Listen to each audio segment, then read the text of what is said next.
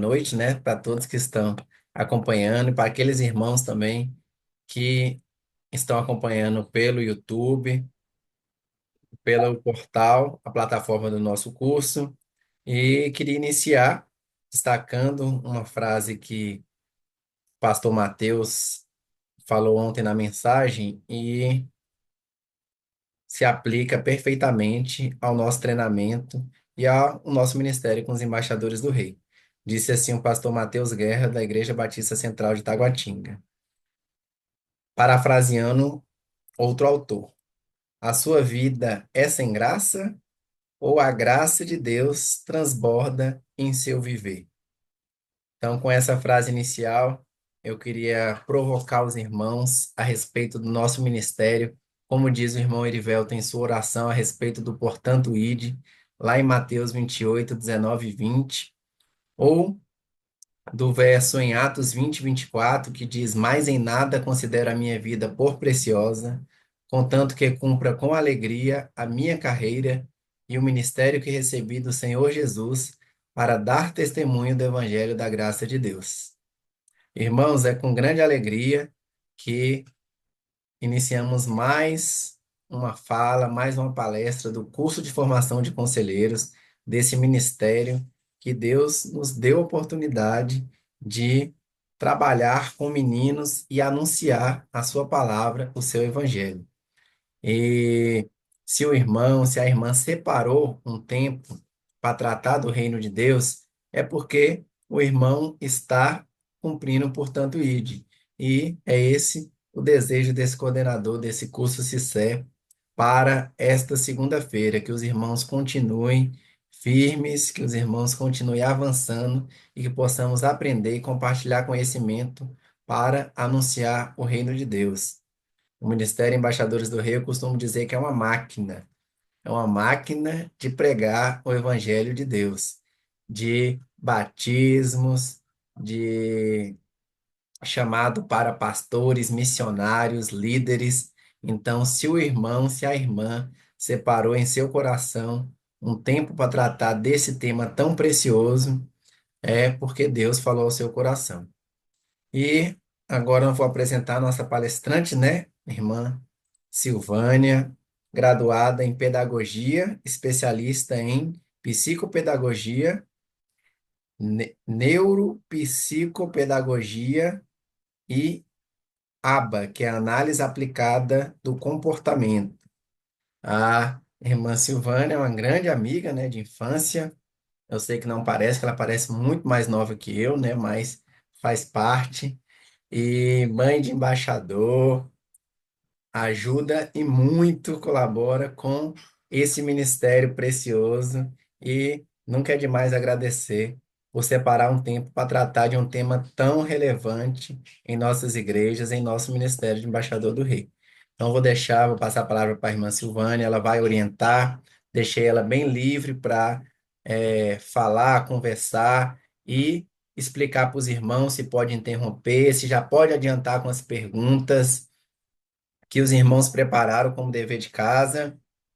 Então, eu vou deixar a irmã Silvânia explicar e combinar com os irmãos. Só por último, irmã, quando eu começo a falar, eu não paro mais, né? Eu prometo que é a última. Os cursistas, os aspirantes a conselheiros que participam com perguntas, tá, Silvânia? Eles concorrem a brindes. Então, é um, é um mimo que a gente separa aí para que possa incentivar as perguntas e tornar a participação mais proveitosa. Então, à medida que eles forem perguntando, eu vou anotando aqui. Além de camiseta de conselheiro da União de Homens, nós vamos ter sorteio de gratuidade para o nosso acampamento estadual, que está chegando. E os nomes para esse sorteio são baseados nos irmãos que fazem as perguntas, tá bom? Nas irmãs e nos irmãos que fazem as perguntas. Então, passa a palavra. Irmã Silvânia, que Deus continue abençoando esse seu ministério que tem contribuído e muito com os embaixadores do Rei no DF e no Brasil. Boa noite, boa noite. Amados, é um privilégio, né, fazer parte desse momento. É um tema que Eu gosto muito, é um tema que eu tenho há alguns anos, né? Me debruçado para aprender um pouco mais e fazer parte desse momento, ser convidada por Wellington, uma pessoa que eu gosto muito, um amigo, realmente. Eu sou infinitamente mais velha que ele, mas vamos deixar, tá gravando, né? Vou parar por aqui. E eu quero dizer que sobre as perguntas, eu não sei se eu me preocupo, porque serão muitas perguntas, ou se eu fico feliz, porque eu sou professora e eu não gosto de falar sozinha, eu gosto de ver, né, o rostinho das pessoas. Eu sei que nem todo mundo pode abrir as câmeras, mas eu gosto de interagir, gente. Não gosto de ficar aqui me sentindo que estou só falando com a máquina, não, viu? Então, amados, podem perguntar.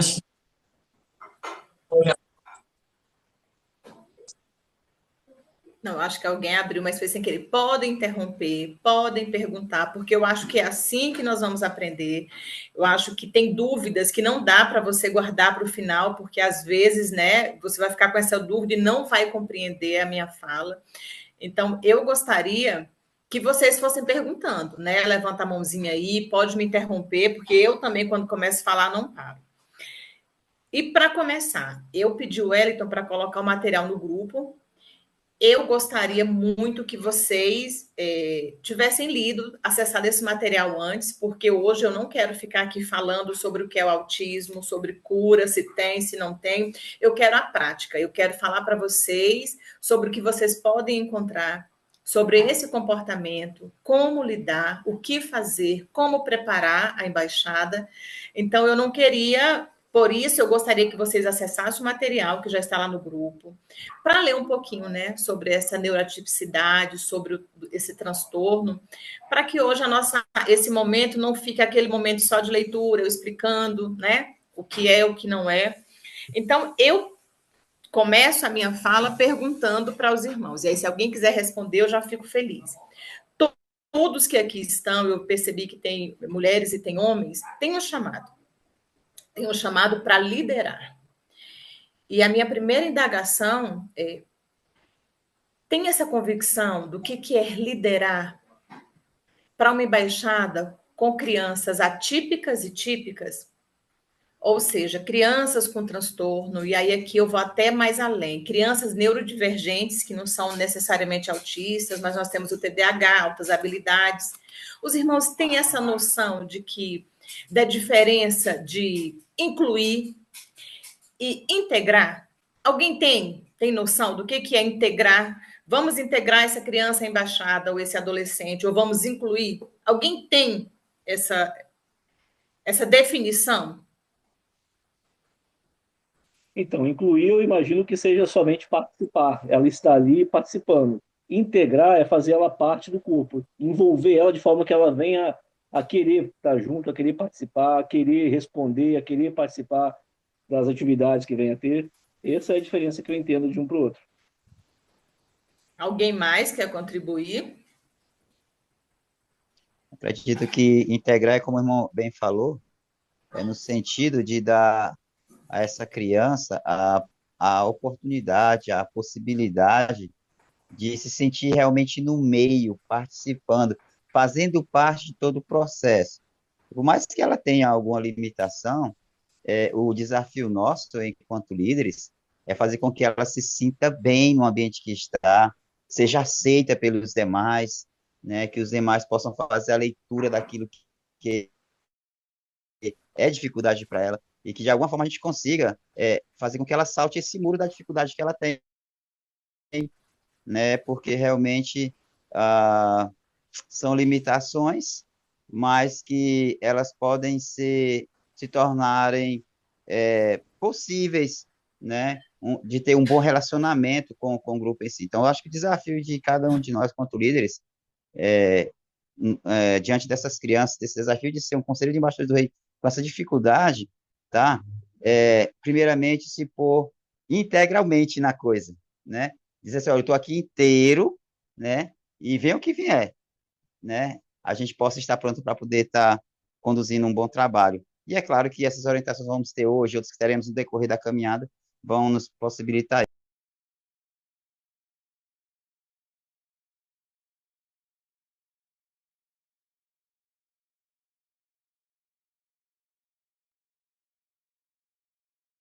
Eu acho que a irmã Silvânia travou, né? Acho que sim. Certo. Vamos ver se ela consegue voltar.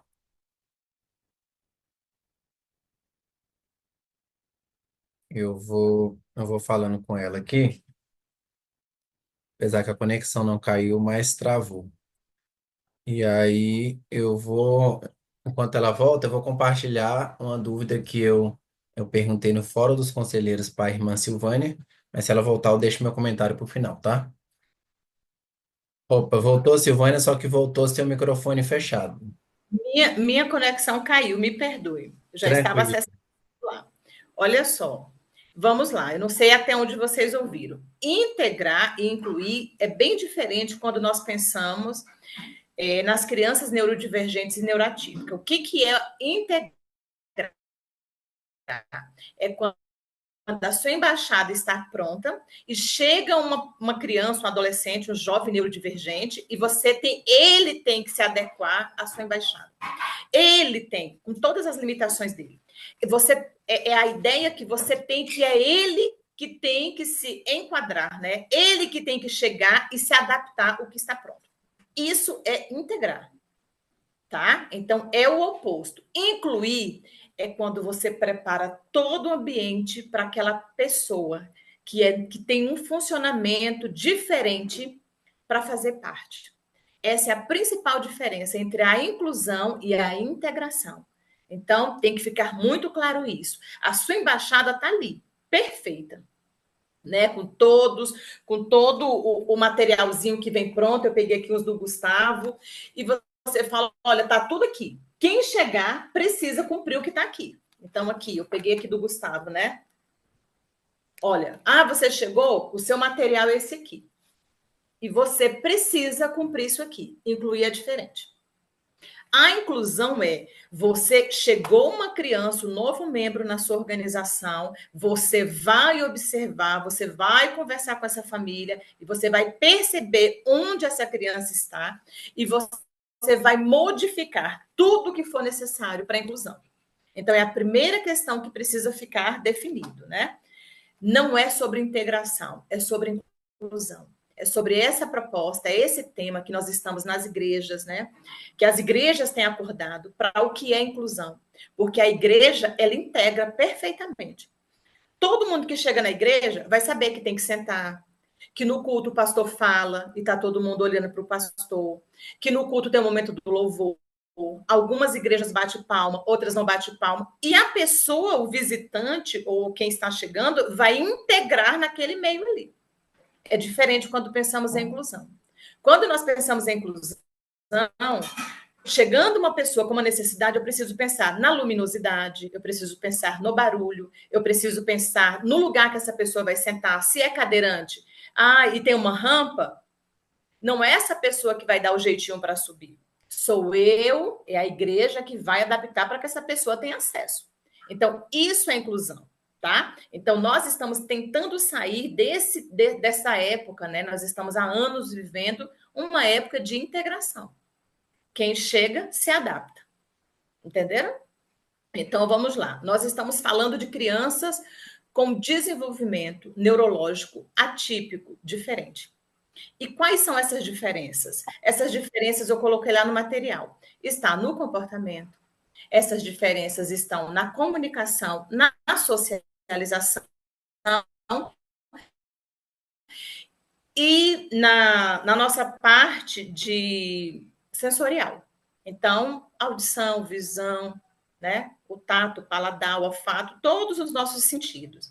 E é sobre isso que eu quero falar. Eu quero trazer para vocês, e vocês vão me perguntando, como fazer para incluir uma pessoa que tem uma dificuldade na comunicação. Pode ser que seja uma criança que chega não oralizada. Eu falo muito criança, mas adolescente, né? Esquece essa criança, essa pessoa não oralizada. Pode ser. Que chega uma pessoa ali que não se comunica falando. Então, já vem a inclusão, né? Essa criança, essa pessoa não fala. O que eu vou usar para me comunicar? E aí a família vai dizer, olha, ela se comunica através do tablet, do celular, ela escreve gravuras. E vocês vão incluir, pensando nessa criança, o que eu posso fazer para me comunicar com ela. né? Porque ela não vai estar apenas integrada ali sentada. Pode ser que na comunicação tenha falha, ela é apenas ecolálica. Ecolálica é quando a pessoa só repete. Tem a ecolalia tardia e imediata. Muitos autistas, eles têm a ecolalia tardia. Então, eles trazem coisas que eles memorizaram e eles vão ficar repetindo. E tem a imediata. Você fala, ele repete. E isso, para a embaixada, para aquelas pessoas, para as crianças, os adolescentes que não têm conhecimento, isso vira o quê? Motivo de risos. E aí começa, né? Que é o nosso perigo, é por isso que nós estamos aqui falando sobre a inclusão. Porque a embaixada tem que estar preparada para receber. Esse assunto tem que estar ali, olha, diariamente, semanalmente, né? Que no caso é o encontro de vocês. Então, vai vir uma criança com uma comunicação, e a comunicação do autista é uma comunicação muito quebrada. Eles não têm os conectivos. Por exemplo, eu quero ir ao banheiro. Então, muitos vai dizer eu banheiro e já vai sair. Entende? Então, a gente precisa pensar nessa comunicação. Quando chegar uma criança neurodivergente que tem alguma alteração na comunicação, vocês precisam estar atentos para perguntar já para a família, como é que eu vou me comunicar? Então, outra questão na comunicação é o entendimento, que a comunicação não é só o falar, é o falar e o entender. O entendimento. E aí aqui eu dou um exemplo, né? Que eu passei esses dias com um rapaz de 18 anos que estava na minha escola fazendo um estágio. Ele é autista. E como ele tem essa comunicação muito literal, o entendimento, ele estava para me dar um suporte. Ele tinha que fazer um estágio e ele tinha que estagiar comigo. E aí eu falei assim para ele, ele chegou e falou, Silvânia, estou aqui. Eu falei, obrigada, que bom que você chegou. Se eu precisar, eu grito. O que eu queria dizer? Não, se eu precisar, eu te chamo. Qual foi o entendimento dele? Que eu ia gritar. Então, o que ele me respondeu? Não precisa gritar, eu te escuto. Entende? Isso não é falta de educação. Na cabeça dele, ele está me dando uma resposta. Ele não está entendendo como eu quero me comunicar. Então, eles não têm esse entendimento dessa linguagem social, sabe? Nossa, as gírias. Eu disse uma coisa querendo dizer outra. Na comunicação com eles não tem. Então, tem que ter muito cuidado como vocês, enquanto líderes, vão solicitar, vão estabelecer essa comunicação. Sempre lembrando que eles são literais. Então, é um dos cuidados, né? Nessa questão da comunicação, né? Do falar.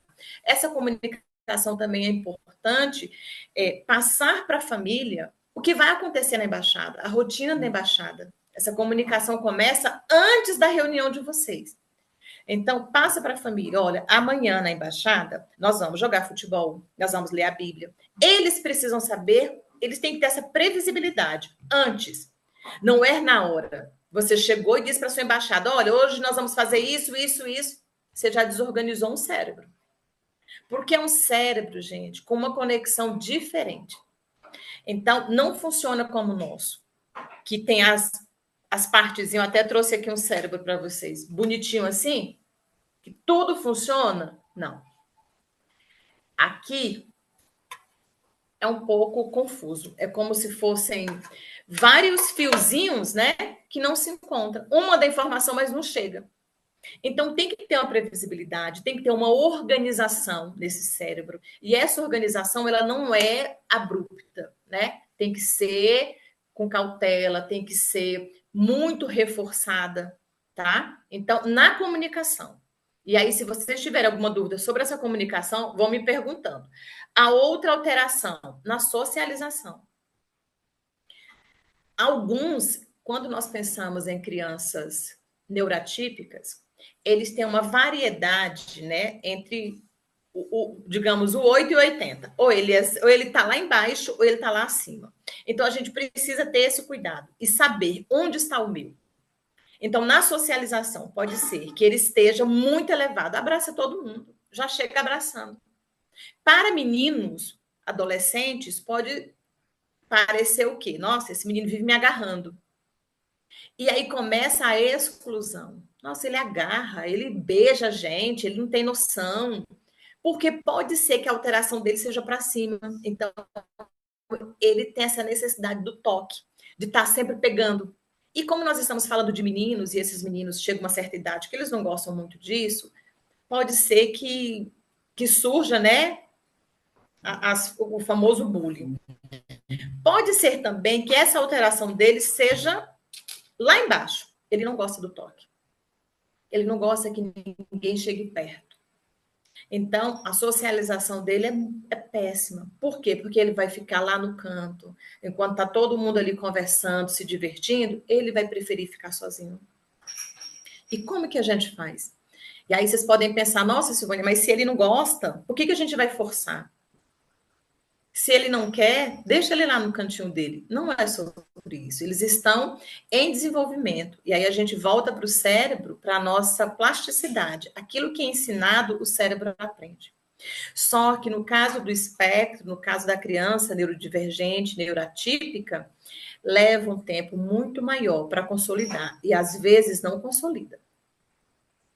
Às vezes nós vamos, são várias terapias, e é por isso que o Wellington falou que tenho uma formação também em ABA, que é um dos trabalhos, uma das terapias para modular esses comportamentos, mas nem toda criança tem acesso. São terapias caras, né? Nem todo plano de saúde aceita. Então, para ir modulando esses comportamentos, ajudando na socialização. Então, nessa socialização pode ter isso. Pode ter aquele que tem uma certa agressividade, mas não é algo que é pensado. Eu vou bater. Tem aquele que, por ser literal, ele entendeu de uma forma, ele reage. Entende? Então, é preciso, neste caso, de ter algum, né, um dos líderes, porque eu creio que não é só um líder, né, na embaixada, geralmente tem os outros que estão ali para auxiliar. Nesse caso, às vezes, né, eles têm muita força por não ter essa noção da sua própria força.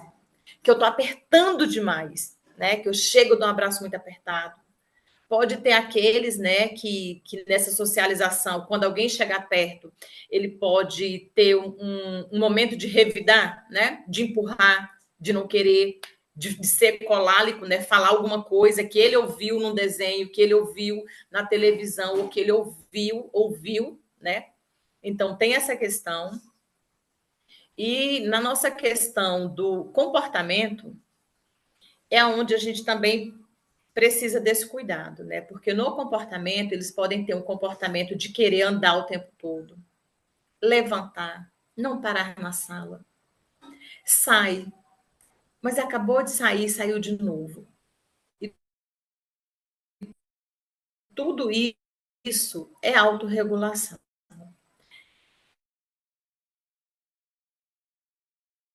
Nós temos adolescentes, próprio eixo, outros, né, fazem o próprio morder.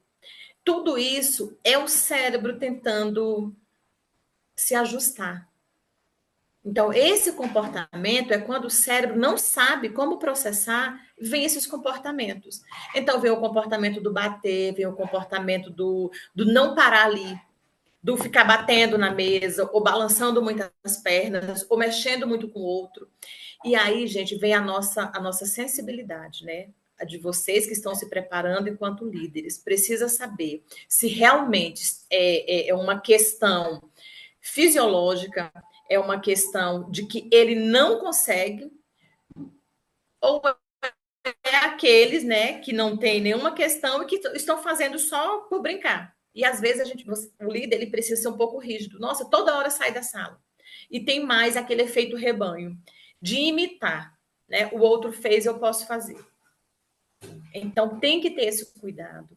E aí nesses 3 casos é sempre aquele olhar que vai além, sabe? Que não é só dizer é ou não é. Não, tem que perceber, perceber esses gatilhos, perceber o que é real, o que não é. Essa conversa com a família é muito importante. A família vai dar para vocês todo o direcionamento. Olha, ele não tem controle ainda dos esfíncteres ou da questão da urina, ele precisa ir ao banheiro o tempo todo, porque ele está no processo do controle, ou na hora que ele se sente nervoso, ele vai se morder.